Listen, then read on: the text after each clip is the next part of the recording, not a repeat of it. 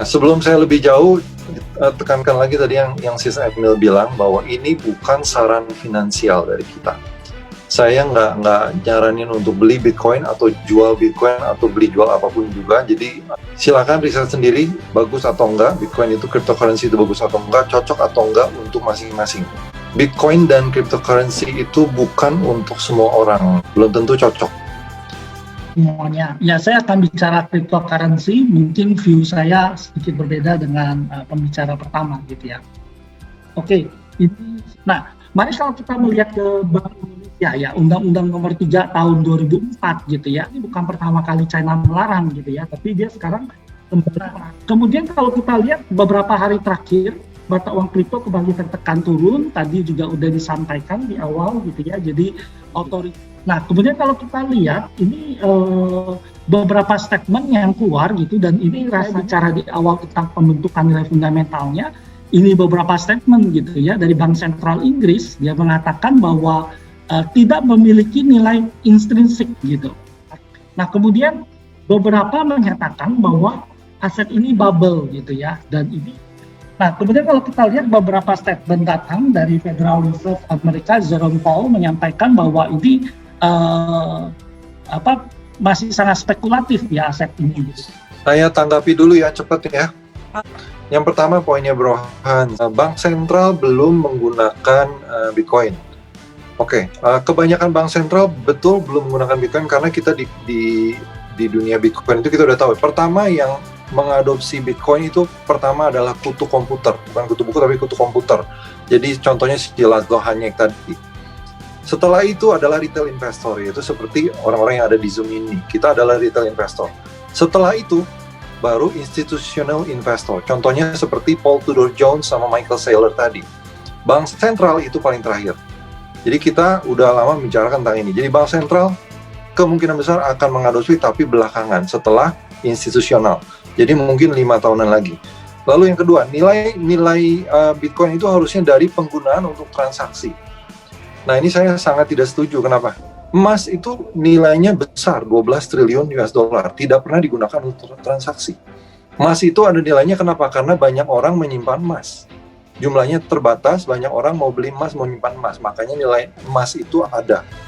Lalu yang ketiga, bisa digunakan untuk transaksi ilegal. Betul, setuju, bisa digunakan untuk transaksi ilegal. Sekarang saya tanya balik, apakah internet bisa digunakan untuk transaksi ilegal? Bisa. Pornografi, jual beli narkoba bisa lewat internet. Tapi apakah internet itu ilegal? Tidak. Internet itu legal, tapi bisa digunakan nggak untuk transaksi ilegal? Bisa. Kita kalau ngomongin bicara sehari-hari, pisau dapur bisa digunakan untuk membunuh orang? Nggak bisa, tapi pisau dapur tidak ilegal. Tapi bisa digunakan untuk membunuh orang. Lalu yang keempat, nilai intrinsik. Tidak ada nilai intrinsik. Nilai intrinsik emas itu dari mana?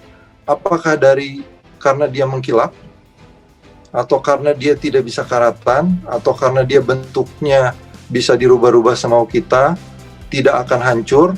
Kalau menurut saya nilai intrinsik emas yang paling penting itu dari kesulitan untuk menambang emas. Butuh energi, waktu, biaya, peralatan, tenaga kerja, bahkan kadang-kadang nyawa untuk menambang emas.